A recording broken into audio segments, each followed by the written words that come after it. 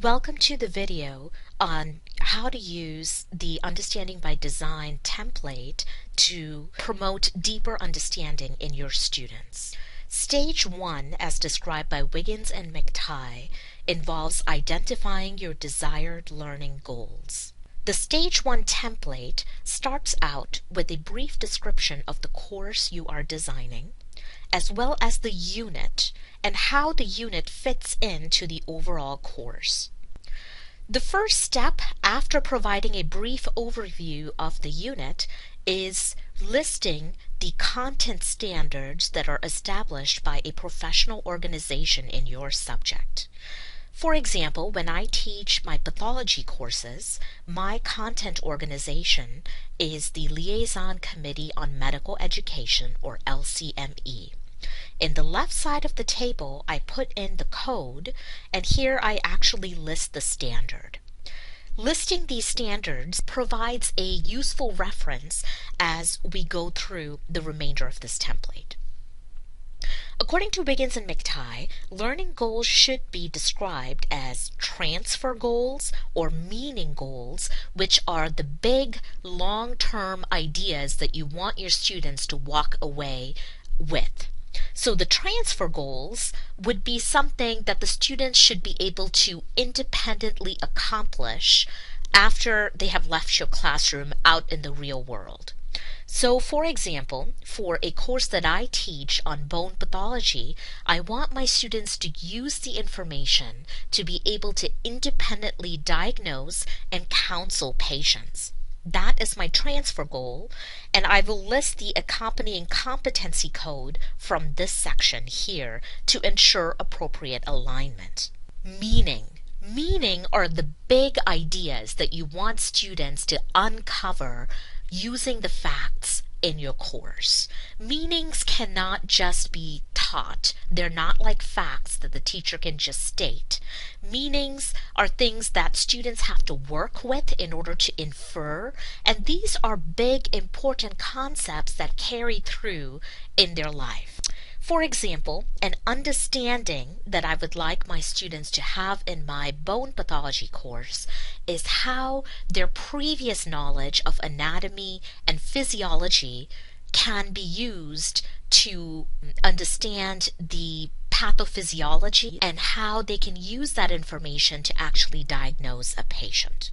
Now, to accomplish that understanding, we have some essential questions that students can ask to foster inquiry. So an essential question for that example could be, how does your previous knowledge of anatomy and physiology apply to your understanding of disease? You will note once again that we're carrying through the competency codes as we go through these understandings and questions. The next set of learning goals is the acquisition goals. In the acquisition phase, we will list the key knowledge and skill goals that we want our students to learn during the course. These are the basic facts that the students will need to master in order to achieve the deeper understandings. That concludes the stage 1 of the Understanding by Design model.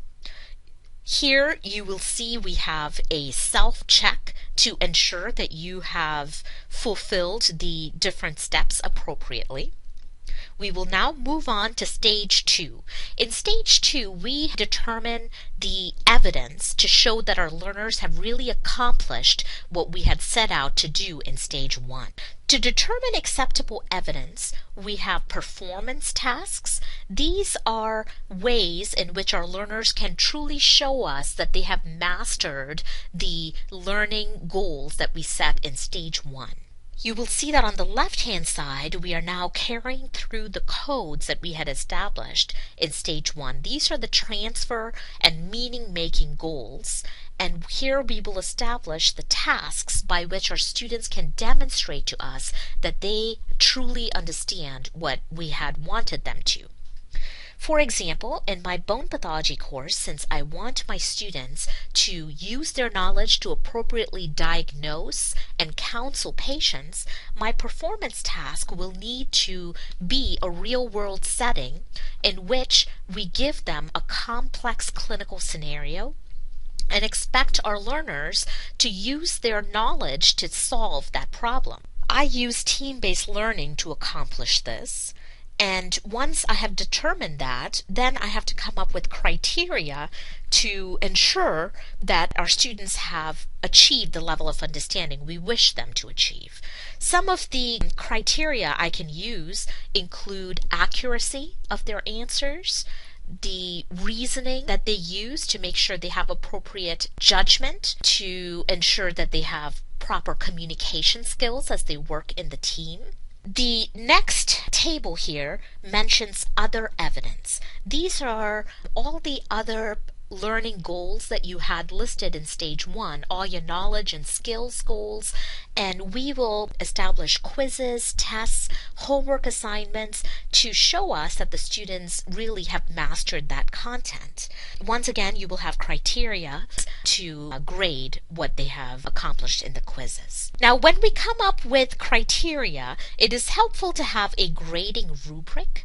This is helpful for both the instructor to make sure we have standardized the evaluation, and also for the students, so as they design their product, they can go through and see how well they are doing with respect to what you want them to accomplish. Once again, we have a self-check to make sure you have aligned your goals in step 1 with the performance assessment in step 2. The final stage in the Understanding by Design template is stage 3. This is where we actually plan the learning experiences to equip our students to understand those goals that we set in stage 1. Now, stage 1 and stage 2 were more for the instructor. Stage 3 is for the student. In stage 3, we will be using the WHERE to acronym to ensure that our students have appropriate learning experiences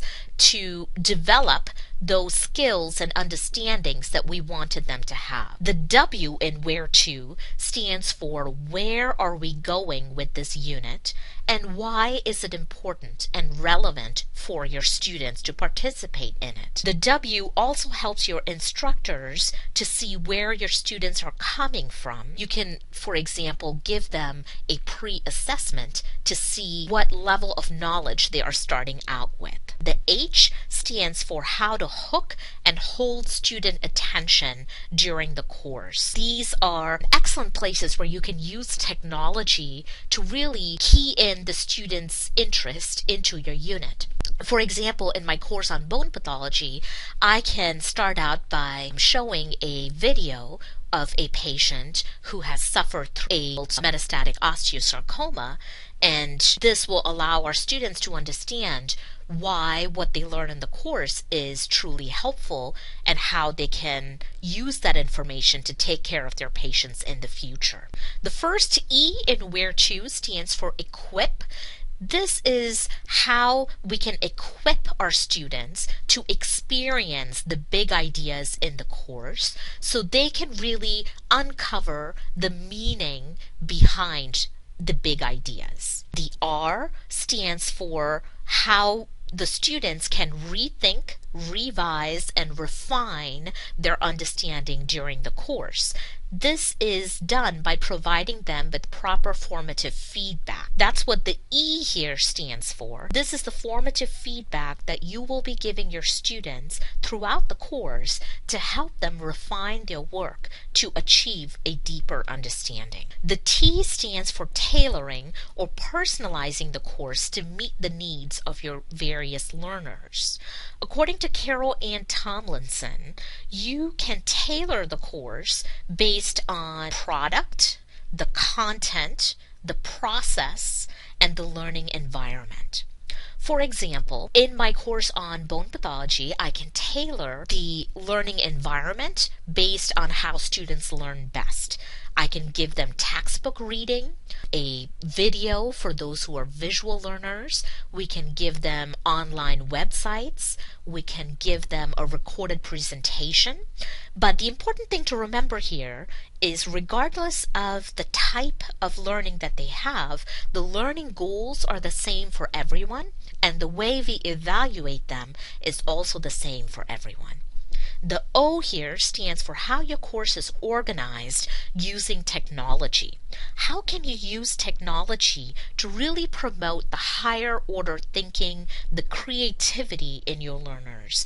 How can we use technology to support the assessment of our students? Once again, we're going to end with a self-check to make sure that all three of your stages have aligned to ensure deep understanding in your learners.